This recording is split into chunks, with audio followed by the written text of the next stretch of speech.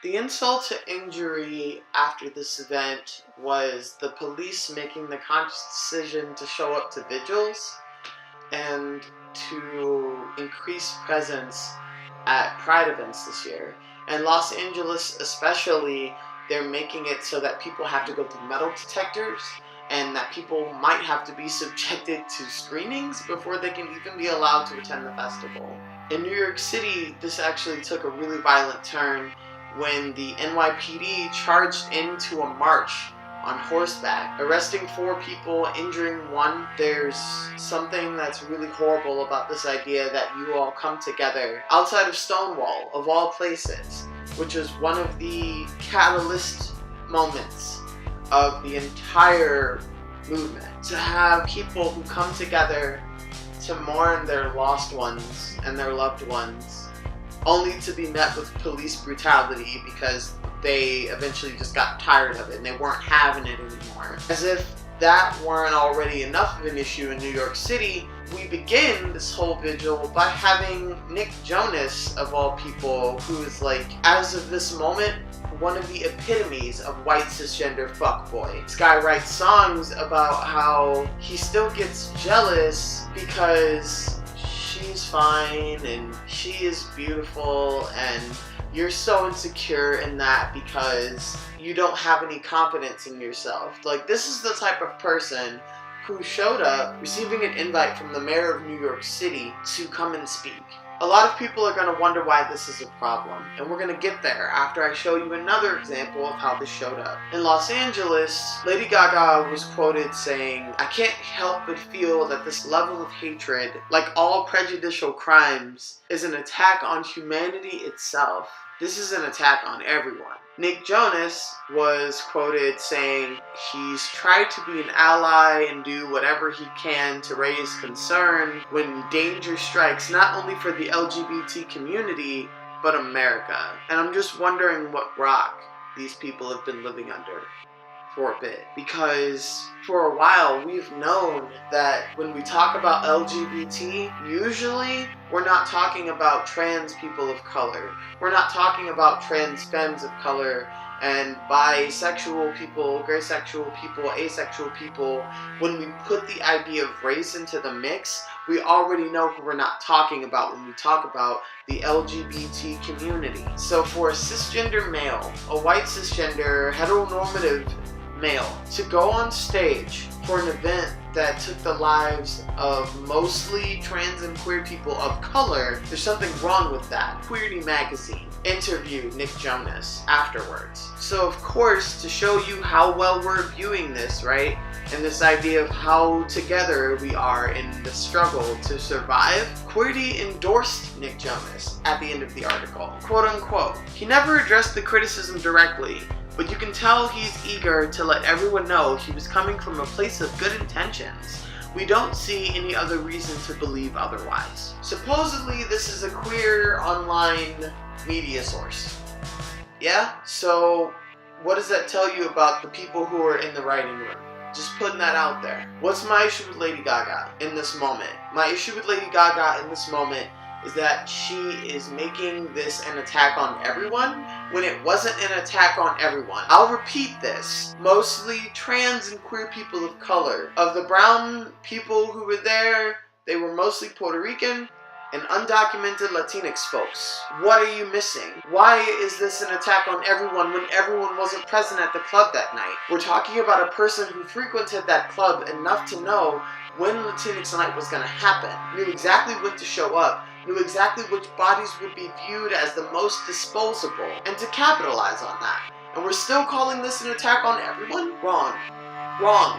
Wrong, wrong, wrong, wrong, wrong. It's not an attack on everybody. Lady Gaga was wrong. Nick Jonas was wrong. And I think the person who really pisses me off when it comes to this whole discussion is Seth MacFarlane. Y'all know Seth MacFarlane, creator of Family Guy, American Dad, The Cleveland Show, and all these other spin-offs that didn't work. Seth MacFarlane took a moment to speak on calling for a ban on automatic weapons after the shooting occurred. If anyone remembers Seth MacFarlane as the creator of Family Guy, then you may also remember the scene in which Brian, who was the talking dog of the family, vomited for like the better part of 1.5 minutes when he found out that he had had sex with a transgender woman the night before. Someone who formerly identified as Glenn Quagmire's father. Quagmire, who is a pathological rapist who is written into the script almost every episode. This is the person who feels he has the right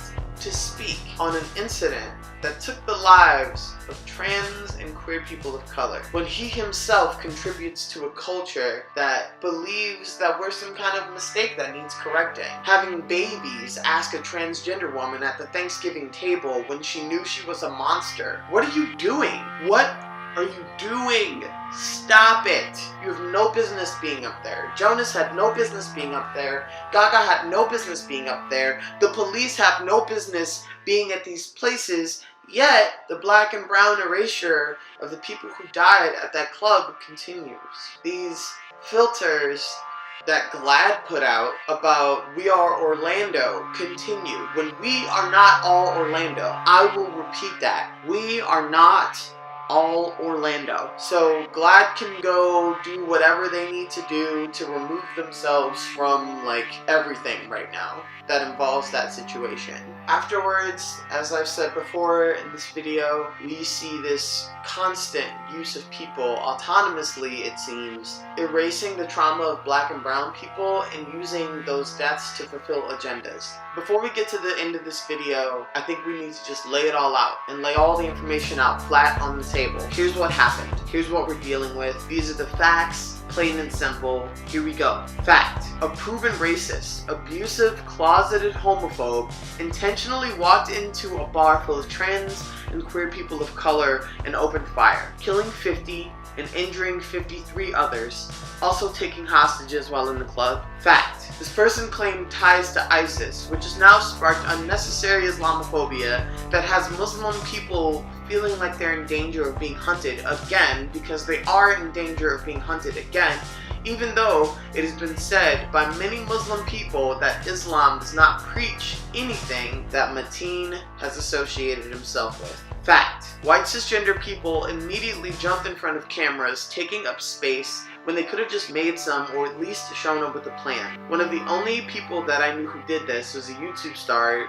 of My Drunk Kitchen, Hannah Hart. She immediately pulled together numbers, information, states that had actually voted against gun regulation, all of these sorts of things. Not necessarily making it about race, but at least showing up with a plan with the resources and the privileges she had. That is something that is still not happening as far as I see from white cisgender people from a huge scale, because most of them can still hide behind police, so most of them don't have to think about it. So Hannah Hart, shout out to you.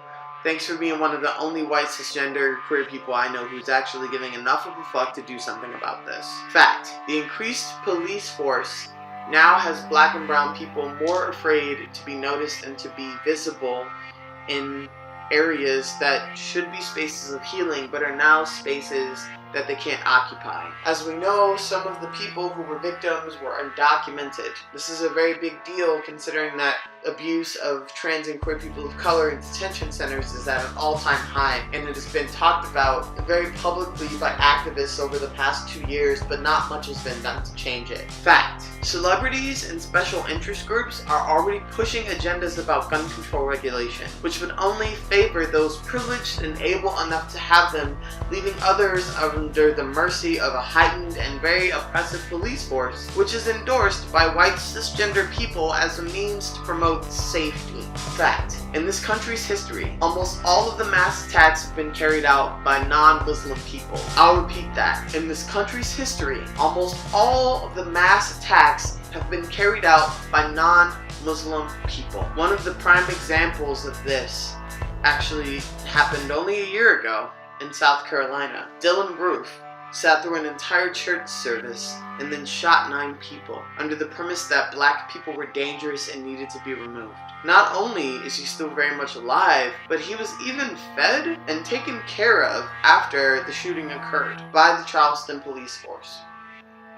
If we're not discussing race as a bias here, I don't know what we're talking about. We know who the real enemy is. We know that white supremacy takes up one of the biggest forms of oppression in this entire planet. We also know for a fact that Mateen had affiliation and aspirations to the NYPD, who is one of the most oppressive police forces in the entire country.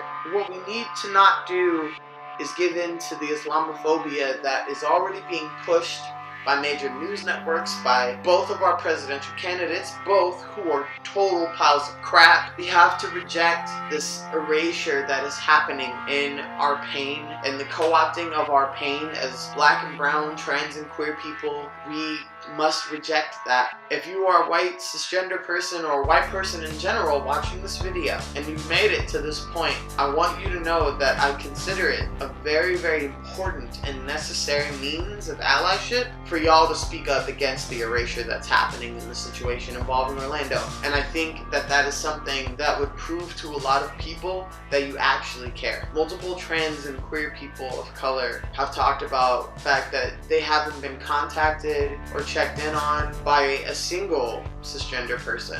People's families haven't called, people's friends haven't called to see if they're okay. And meanwhile, we're the only hope we have against our own erasure in situations that kill more of us in mass numbers. We need y'all to speak up against that. We really do.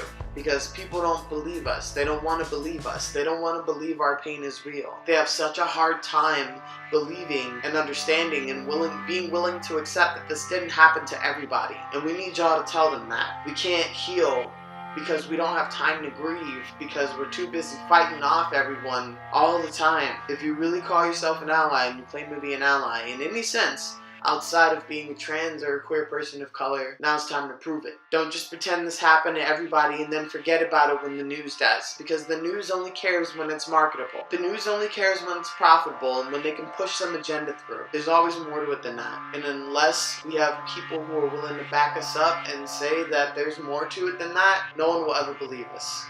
They barely believe we're human anymore. So own that. Own whatever privilege you have in this moment and use it. There are some people who already have, and they are the subject of this next video that will happen after I've been able to take a little bit of a break. Emotionally and mentally, we're going to get back into it. Information about the shooting will be in the description below. There are interviews from survivors. There are news reports about statistics. I will try my best to put trigger warnings on anything that needs them in those links.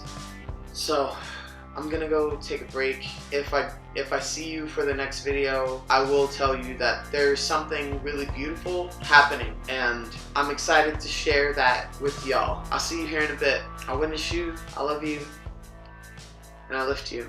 This is V to E. See you at round 2. Peace.